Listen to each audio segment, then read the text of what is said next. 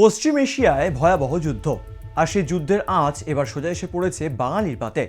কাকদ্বীপ থেকে কলকাতা, গ্যাসের হাহাকার শুরুর পরিস্থিতি। এলপিজি ইস্যুতে তোলপাড় রাজ্য রাজনীতি। বিজেপিকে এক হাত নিয়েছে তৃণমূল, পাল্টা তৃণমূলকে তোপ দেখেছে বিজেপি। তবে এর শেষ কোথায়? কবে মিটবে গ্যাসের বুকিং সমস্যা? জেলায় জেলায় লম্বা লাইন। কোথায় লাইন দিচ্ছে সবাই? গ্যাসের ছ্যাঁকা যে এবারে সরাসরি পড়েছে বাঙালির পাতে, তাই সবাই ছুটছেন ডাক্তারখানায়, থুড়ি গ্যাসের অফিসে। বুকিং এর সমস্যা, ফোন লাগছে না, একাধিক অভিযোগ। প্রথম ছবি দেখাবো মালদার। আমার গ্যাস বুকিং হচ্ছে না, গ্যাস বুকিং নিচ্ছে না। আমি গত ফেব্রুয়ারির 8 তারিখে গ্যাস পেয়েছি, আবার 8 তারিখে আমি গ্যাস বুকিং করছি মার্চে, তো গ্যাস বুকিংটা নিচ্ছে না আমার। আমরা ফ্ল্যাটে থাকি, আমরা তো গ্রামে যদি থাকতাম তো কাজ করে পেতাম, এখন কাজ করে পাবো না, রান্না করবো কি দিয়ে? সমস্যা রান্না বান্নার তো সমস্যা হবে, সেটা আমাদেরকে সবাইকে মানিয়ে নিতে হবে।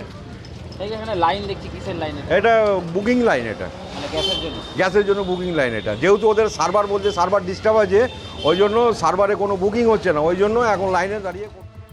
সোনারপুর, বারুইপুর সহ বিভিন্ন এলাকাতেও দেখা গেল একই ছবি। দীর্ঘক্ষণ লাইনে দাঁড়িয়ে গ্রাহকরা তুলছেন হয়রানির অভিযোগও। বললো অন্যদিন এসো, এই হ্যারেন মানে আমি যেতে পারছি না, বাড়ি যাও, বসে আছি, আমার কাজ হয়ে গেছে, শরীর অসুস্থ হলে বসে আছি। গ্যাস বুকিং এমনি অনলাইনে গ্যাস বুকিং হচ্ছে না তো? গ্যাস বুকিং হচ্ছে না। কি অনলাইনে গ্যাস বুকিং হচ্ছে না? তা কি আপনারা কি এখানে এসে গ্যাস বুকিং করতে এসেছেন? আসলাম, এসে আমি হাঁটতেও চলতেও পারি না, এই কষ্ট করে সুভাষগ্রাম থেকে আসলাম। একই ছবি খড়গপুরেও। বুধবার সকাল থেকে গ্যাস ডিস্ট্রিবিউশন কাউন্টারের সামনে লম্বা লাইন। বাড়িতে আসছে না গ্যাস, হচ্ছে না নতুন বুকিংও।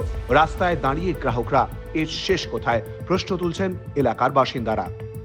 পশ্চিম মেদিনীপুর থেকে পূর্ব মেদিনীপুর, সর্বত্রই একই ছবি। গ্যাসের সংকটের কারণে দীঘার জগন্নাথ ধামে প্রসাদের সংখ্যাও কমানো হয়। ইসকন মুখপাত্র রাধারমন দাস জানান, আগে যেখানে 3000 জনের প্রসাদ তৈরি করা হতো, এখন 700 জনের প্রসাদ তৈরি করা হচ্ছে। একাধিক মন্দির প্রতিষ্ঠানে সাধারণ মানুষের জন্য প্রসাদের পরিমাণে হ্রাস টানা হচ্ছে।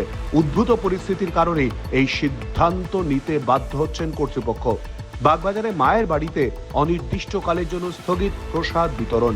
পূর্ব মেদিনীপুরের বর্গ ভীমা মন্দির কর্তৃপক্ষ জানিয়েছে, আগামী 21শে মার্চের পর থেকে সাধারণ ভক্তদের জন্য আর মিলবে না মায়ের ভোগ। এদিন সাংবাদিক বৈঠকেও বিজেপিকে নিশানা করে মন্ত্রী শশী পাঁজা বলেন, হেসেলে যুদ্ধ লাগিয়ে দিয়েছেন প্রধানমন্ত্রী।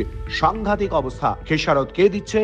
কেন দূরদর্শিতা নেই? পাল্টা সাধারণ মানুষকে বিজেপির প্রতি আস্থা রাখতে বলেন প্রাক্তন প্রতিমন্ত্রী ও রাজ্য বিজেপি সহসভাপতি দেবশ্রী চৌধুরী। সেটা আন্তর্জাতিক মহিলা দিবস উপলক্ষে ভারতবর্ষের মহিলাদের জন্য একটা বিশেষ উপহার দিলেন নরেন্দ্র মোদী, এই যে গ্যাসের দামের বৃদ্ধির মাধ্যমে।